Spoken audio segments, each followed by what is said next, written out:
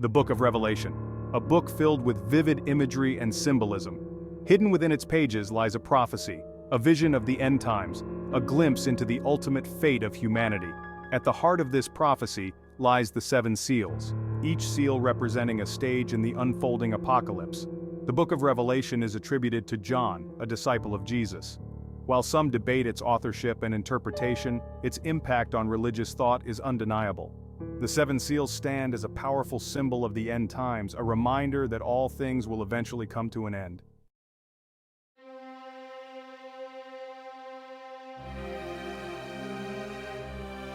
The Book of Revelation is not a literal account of future events. It is an apocalyptic work, a genre of literature that uses symbolic language to convey a message of hope and warning.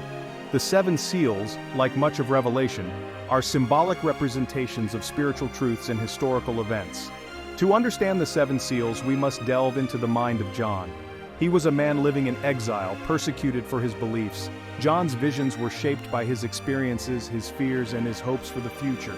The seven seals should be understood as symbolic representations of the spiritual battles, societal upheavals, and the ultimate triumph of good over evil.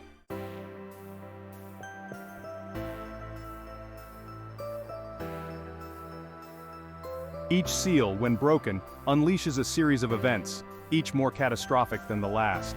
These events are not random occurrences. They are part of a divine plan, a cosmic drama orchestrated by God Himself. The seven seals offer a glimpse into this plan, unveiling the future that awaits humanity. The breaking of the seals is not a cause for despair, however. It is a call to action.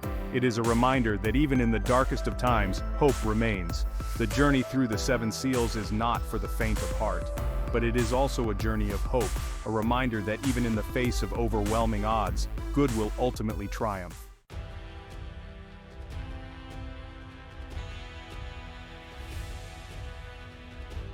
The seven seals represent a countdown, a ticking clock towards the final judgment. Each seal broken brings us closer to the culmination of history, the ultimate confrontation between good and evil. The seals are a reminder that time is short and we must use our remaining time wisely. They offer a message of hope for those who remain faithful, a promise of a new heaven and a new earth where suffering and death will be no more.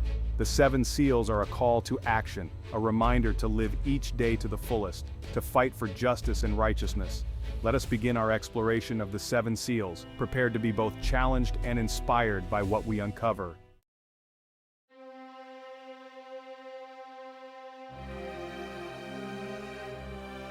The first seal is broken. Silence grips the heavens as the scroll unfurls, revealing its terrifying message. John watches, his heart pounding, as a figure emerges from the swirling mists of his vision. A rider on a white horse, a crown upon his head, a bow in his hand. This is the first harbinger of the apocalypse. The white horse, often a symbol of purity and victory, takes on a different meaning here. This horse and its rider are not here to bring peace. They are here to conquer. The rider on the white horse is a symbol of this ambition, a stark reminder that even the most seemingly noble of pursuits can be twisted for evil.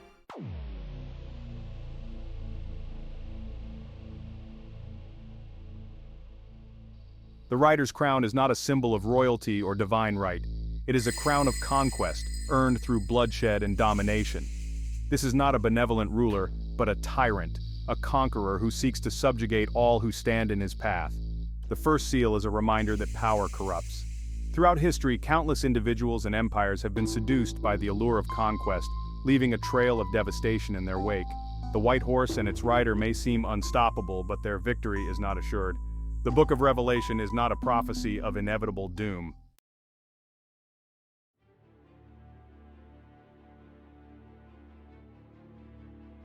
The rider on the white horse rides forth victorious. He is a conqueror, a bringer of war and subjugation. His bow, though it may not yet be drawn, promises future bloodshed. Some interpret the rider on the white horse as the Antichrist, a figure of great deception and evil who will usher in the end times. Others see him as a representation of the forces of evil more broadly, the darkness that constantly seeks to extinguish the light. Regardless of the specific interpretation, the message is clear. A storm is coming. The world is on the brink of a cataclysmic struggle, and no one is safe from the coming storm.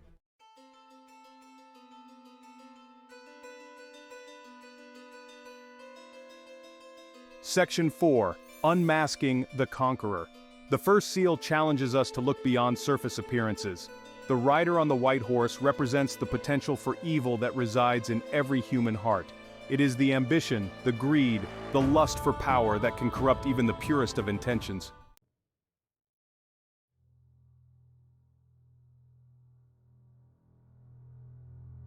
The first rider fades into the distance, but the sense of dread lingers. The lamb, bearing the marks of sacrifice, breaks the second seal. A hush falls over the heavens as a new figure emerges from the swirling chaos. This time, the horse is a fiery red, its coat the color of dried blood, a chilling portent of the violence to come. The rider, unlike the first, carries a sword, a symbol of war and bloodshed. This is no longer the subtle threat of conquest, the insidious creep of domination. This is open conflict, a full-blown assault on peace and order. The second seal unleashes the dogs of war upon the world. The red horse and its rider are a stark reminder of the fragility of peace.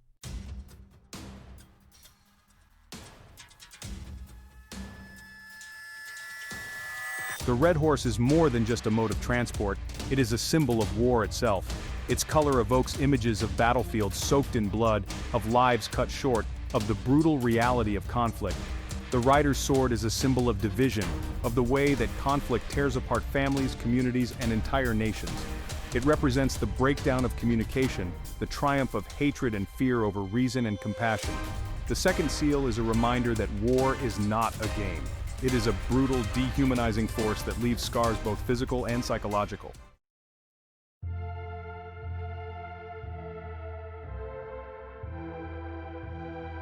The second seal is not just about physical warfare. It speaks to a deeper spiritual conflict raging within humanity. The sword of the rider represents the consequences of our actions, the wages of sin, the price we pay for our hatred, greed, and lust for power. The red horse and its rider are a symbol of the chaos and destruction that we unleash upon ourselves when we allow our baser instincts to rule us. They are a reminder that true peace cannot be achieved through force, but only through justice, compassion, and a willingness to forgive.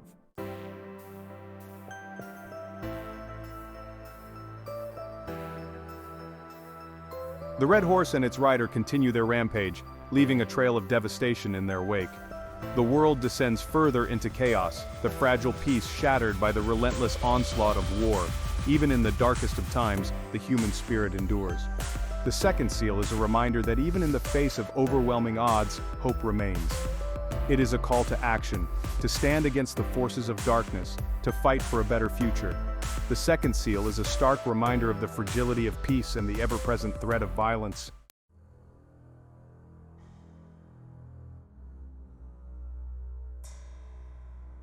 The red horse fades, leaving behind the lingering stench of blood and the echoes of screams. But the apocalypse is not yet done. John watches as the Lamb with a heavy heart breaks the third seal.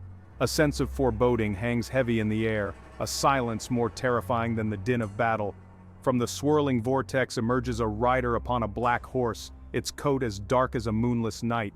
This horse does not charge or snort, but moves with a chilling stillness, a harbinger of a different kind of devastation.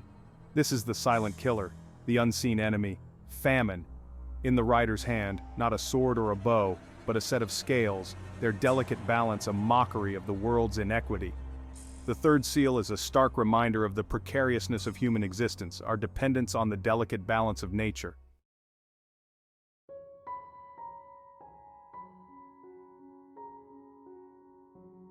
Section 2. A Black Steed of Sorrow. The black horse is more than just a symbol of famine, it represents the despair and hopelessness that grip a people when their very survival is threatened. It is the slow, agonizing death that comes from starvation, the desperation that drives people to commit unspeakable acts just to survive another day. The rider, unlike the previous two, is faceless, anonymous. This is the faceless specter of hunger that can strike anywhere, anytime, a universal threat that knows no boundaries. The third seal is a call to compassion, to recognize that our shared humanity demands that we care for those in need.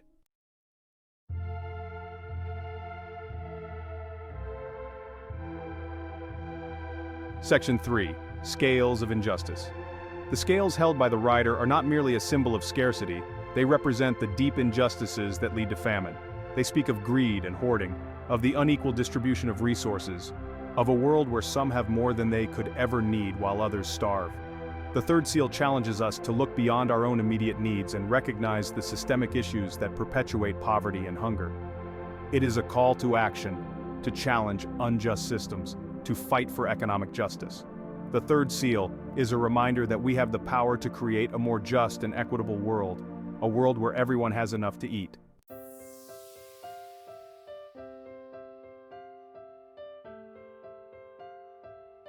Section 4.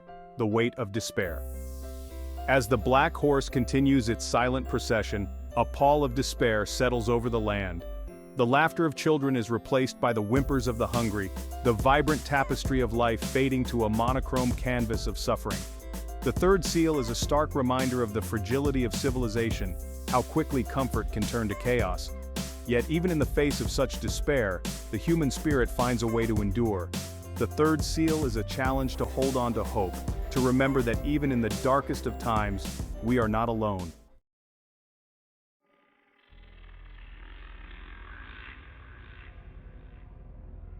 The black horse fades into the gathering gloom, leaving behind the silent suffering of a world starved.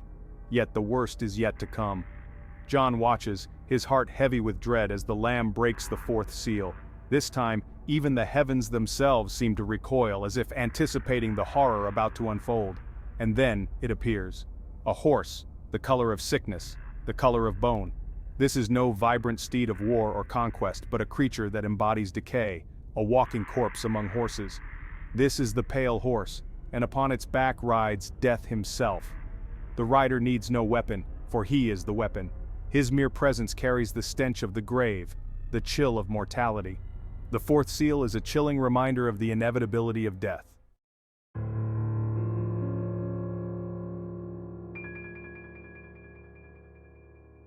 The pale horse does not gallop or charge, it moves with a slow, inexorable advance, a steady march toward oblivion. It is the creeping chill of a terminal illness, the gradual decay of the body, the slow drain of life force that leaves nothing but emptiness in its wake. The color of the horse speaks of more than just death. It speaks of sickness, of pestilence, of the slow, agonizing decline of the body. It is the plague that sweeps through a city, the unseen force that decimates populations, the silent stalker that leaves only grief and sorrow in its wake. The fourth seal is a reminder of the fragility of life, how easily it can be extinguished. It is a stark reminder that our time on this earth is finite, and we must make the most of every precious moment.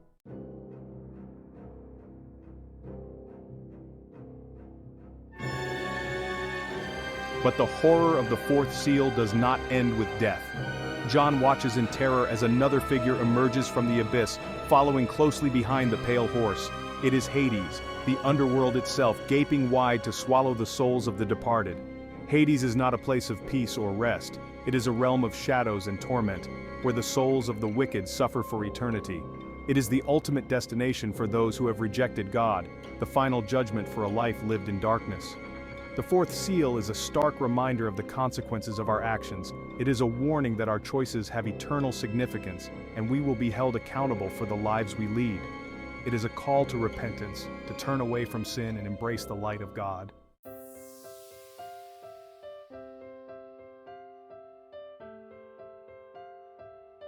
The pale horse and its grim entourage continue their march across the earth, leaving a trail of death and despair in their wake. The world grows colder, darker, as if the very life force of creation is being extinguished. But even in the face of such overwhelming darkness, a flicker of hope remains. The fourth seal, though terrifying, is not the end of the story.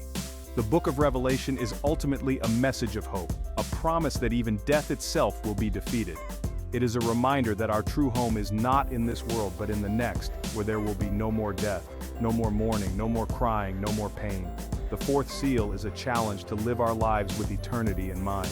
It is a call to embrace faith, to find comfort in the promises of God, and to live each day to the fullest, knowing that our time on this earth is but a breath compared to the eternity that awaits.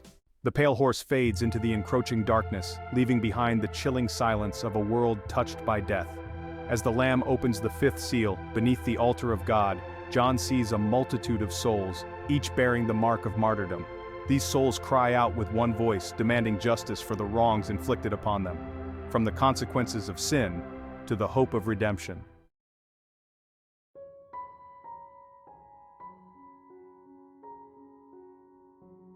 Their voices echo through the heavens, a symphony of sorrow and righteous anger. How long, O Lord, holy and true, they cry, until you judge and avenge our blood on those who dwell on the earth.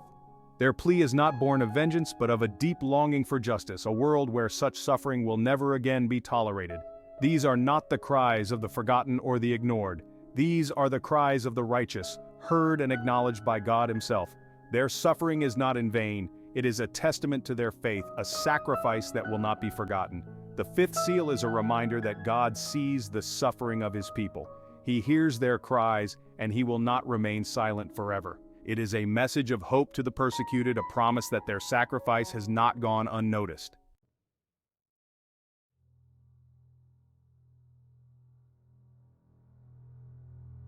The scene is not one of passive waiting, however.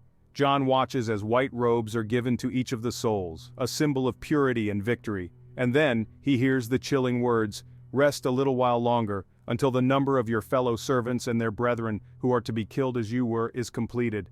This is not a message of pacifism or resignation. It is a promise of divine retribution, a declaration that the wicked will not escape judgment. The scales of justice may seem unbalanced now, but a day of reckoning is coming. The fifth seal is a stark reminder that God is not indifferent to evil. He is a God of justice, and He will not allow the wicked to prosper forever. It is a warning to the persecutors, a reminder that their actions have consequences both in this life and the next.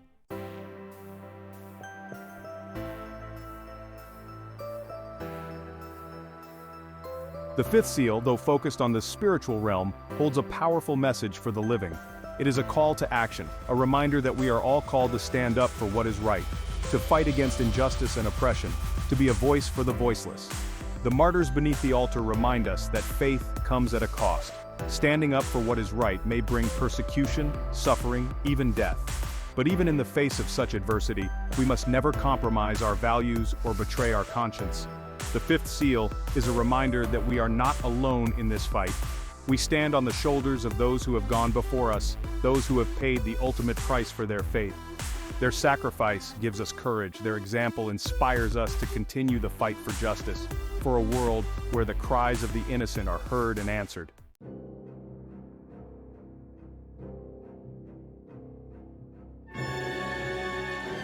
The cries of the martyrs echo in John's ears, a haunting reminder of the price of faith, but the story is far from over. The Lamb, its gaze filled with a terrible sorrow, reaches out to break the sixth seal.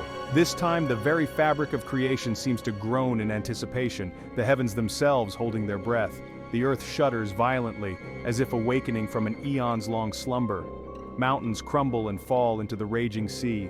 Islands vanish beneath monstrous waves. The sky itself seems to split open, revealing a terrifying glimpse of the raw power that lies beyond. This is no mere earthquake, no ordinary storm. This is the earth transformed, reshaped by forces beyond human comprehension. The very order of creation seems to unravel, as if the laws of nature themselves have been revoked. The sixth seal is not just a description of physical destruction. It is a metaphor for the shattering of the old order, the collapse of everything familiar and secure. It is a reminder that even the most seemingly permanent structures of this world are ultimately transient, subject to the power of a higher authority.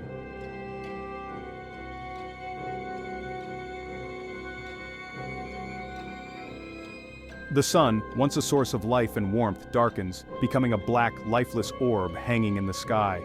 Stars, once fixed and immutable, streak across the heavens, falling like fiery rain upon the earth. The moon, once a beacon in the night, turns a chilling blood red, reflecting the chaos unfolding beneath. The cosmic order, once a source of comfort and predictability, becomes a source of terror and awe. The heavens themselves seem to mirror the turmoil on earth, as if the entire cosmos is caught in the throes of some unimaginable transformation. The sixth seal challenges our understanding of the universe and our place within it.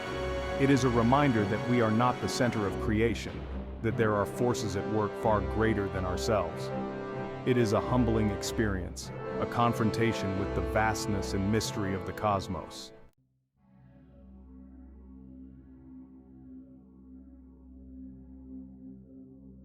As the earth convulses and the heavens rage, a sense of dread grips the hearts of even the most hardened cynics. The rich and powerful, who once placed their faith in material possessions, find no comfort in their wealth. Kings and rulers, who once commanded armies and ruled nations, cower in fear, their power meaningless in the face of such overwhelming force. This is not a judgment reserved for a select few. It is a universal reckoning, a reminder that all are equal before the power of God. The artificial barriers of class and status crumble, revealing the shared humanity that binds us all. The sixth seal is a stark reminder that our time on this earth is fleeting, and that true security is not found in material possessions or worldly power, but in our relationship with the divine. It is a call to repentance, to seek forgiveness for our sins, and to place our trust in a power greater than ourselves.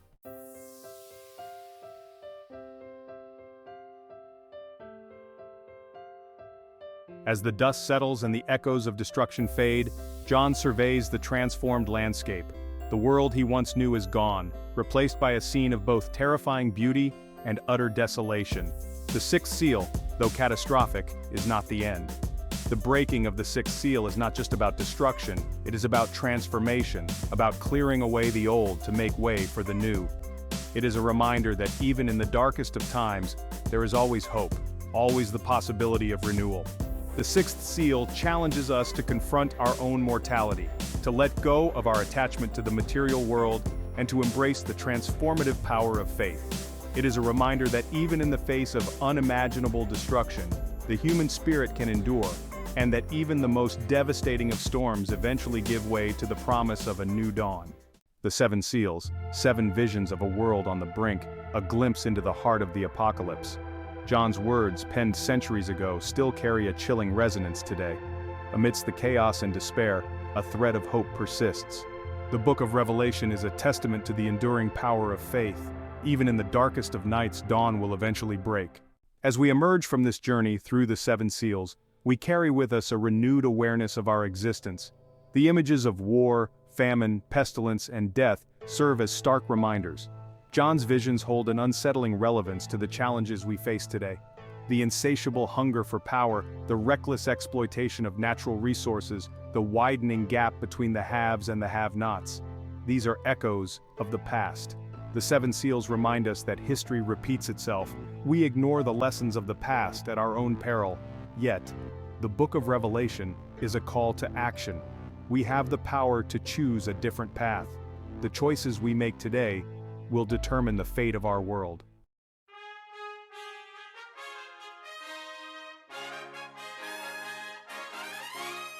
The book of Revelation culminates not in a scene of utter destruction, but in a vision of renewal, a new heaven and a new earth where suffering and death are no more. This is the ultimate message of hope that echoes through the apocalyptic visions, a reminder that even in the face of overwhelming darkness, the light of God's love and grace cannot be extinguished. The seven seals, though terrifying in their depiction of judgment and destruction, ultimately point towards a greater purpose.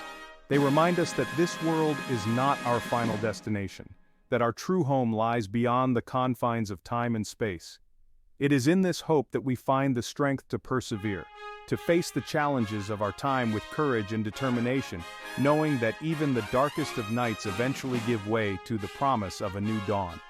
The seven seals are not just a prophecy of the end, they are a promise of a new beginning, a reminder that even in the midst of chaos and despair, the hope of redemption and renewal remains.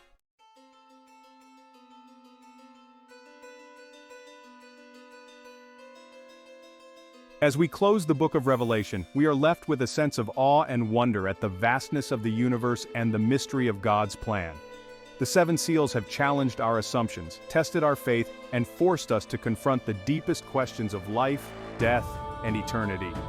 We may not have all the answers, but we emerge from this journey with a renewed sense of purpose and a deeper understanding of our place in the grand tapestry of creation.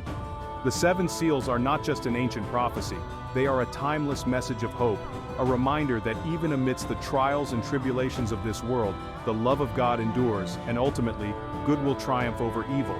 Let us then face the future with courage and determination, drawing strength from the promises of Revelation and striving to be instruments of peace, justice, and love in a world desperately in need of healing and transformation.